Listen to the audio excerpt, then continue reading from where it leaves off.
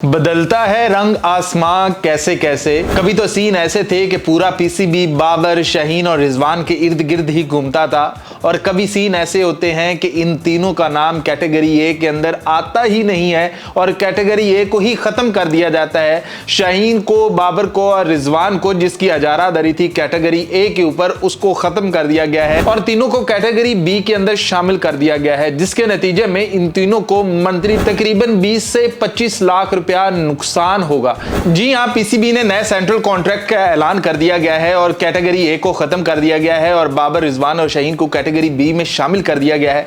जबकि category B के अंदर इब्रार अहमद, हारिस रऊफ, साइम अयूब, हसन अली, सलमान अली आगा, फखर जमान, जबकि शादाब खान भी कैटेगरी बी का हिस्सा है। पता नहीं क्यों है, क्योंकि वो पाकिस्तानी टीम का भी हिस्सा नहीं है, पाकिस्तानी टीम से भी वो बाहर है, इंजर्ड है, लेकिन वो फिर भी कैटेगरी बी के अंदर ही फॉल करता है, जहां पर शाहीन है, जहां पर रिजवान है, जहां पर बाबर आजम है।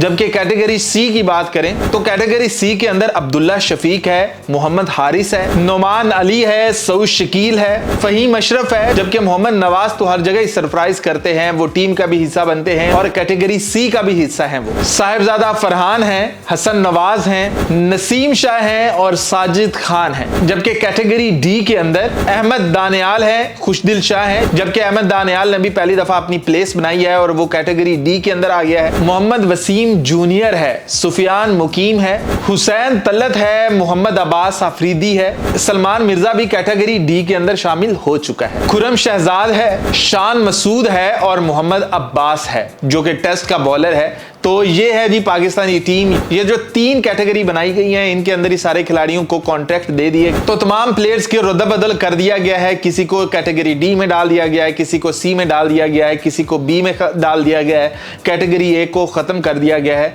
तो हो सकता है कि 20 लाख से शाहीन, रिजवान या बाबर को कोई फर्क ना पड़ा कि इतना नुकसान हो गया 20-25 लाख का, शायद इससे नुकसान ना हो, लेकिन कम से कम जो कैटेगरी ए के अंदर वो थे, वहां पर जो उनकी रिस्पेक्ट थी, जो इज्जत थी, उसमें कमी जरूर आ चुकी है। बाबर, रिजवान और शाहीन का वो वाला दबदबा खत्म हो चुका है कि पीसीबी उनके इर्द गिर्द घूमता था, उनसे पूछ के फैसले किए जाते थे, लेकिन अब ऐसा नहीं है। पीसीबी बदल चुका है। पीसीबी ने कहा है कि भाई आप परफॉर्मेंस दो, फिर हम सोचेंगे कि कैटेगरी ए के अंदर आना है, पाकिस्तान को मैचेस जितवाओ और ऐसा कुछ करके दिखाओ कि कैटेगरी ए फिर से बनाई जाए और फिर से आप लोगों को उसमें शामिल किया जाए। तो ये थोड़ी सी इज्जत में कमी जरूर हुई है। शायद वो एक कमर्शियल करें और उसमें से 1 करोड़ रुपया कमा लें, उनको 20 लाख की जरूरत ही ना पड़े, लेकिन कम से कम इज्जत कमी हुई है। जो उनकी रिस्पेक्ट का लेवल था, जो उनके दबदबे का लेवल था, उसमें कमी जरूर हुई है।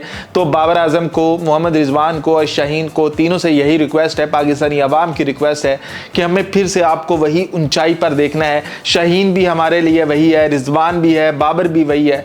तो एक बार फिर से देखना चाहते हैं, अवाम की ख्वाहिश है कि ये फिर से एक बार मैच विनर्स बने और फिर से बताएं यूं हमारे ये जो हीरोज थे यूं खत्म नहीं हो सकते। बाबर यूं खत्म नहीं हो सकता, इतना लंबा डाउनफॉल नहीं हो सकता कि आपका करियर ही खत्म हो जाए। तो बाबर आजम को फिर से एक बार पलटना पड़ेगा, फिर ही उसके फैंस के अंदर जान आएगी, फिर ही वो पाकिस्तान का लेजेंड कहलाया जाएगा। तो क्या कहते हैं आप लोग?